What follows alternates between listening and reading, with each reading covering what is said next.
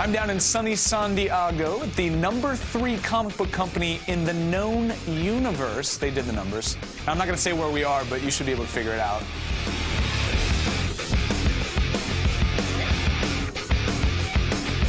I'm here with Chris Ryall. He's the publisher and editor-in-chief of IDW Publishing, and we are talking the official prequel comic books for Terminator Salvation. Now, tell me a little bit about the story, where we are in the books. We wanted our story to look at more of a global view of like how this has affected people outside of, John Connor's direct circle. So you see the devastation that's taken place the entire world over. We open up with a story that takes place in Detroit and then also in Nigeria.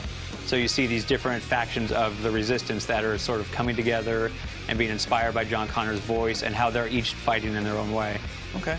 Now, when I hear Detroit and Nigeria, I think, prison and hugs. Like, these aren't things that normally go well together. So why those two places? They actually do, because the story in Detroit is set at a stamping plant. It was a former automotive plant.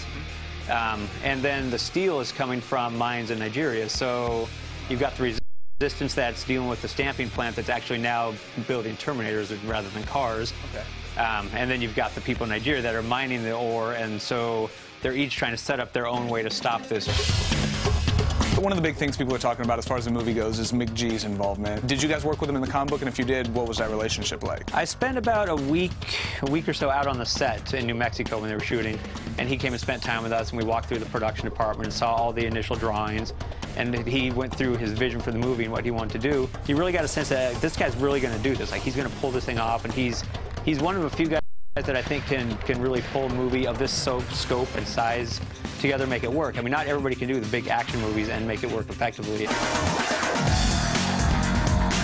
A lot of people nowadays are using computer software to color in and stuff like that. It seems like a lot of the industry is moving in that direction.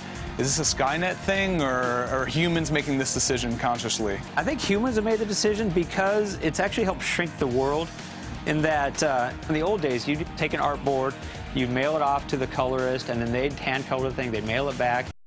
And not only did the process take a lot longer, but you were limited on who you could send it to. Now, Don lives in California. Right. He sends the page off to the colorist who lives back east. A letterer can be in South America or anywhere else over the world, and we can transmit the pages to them that same day.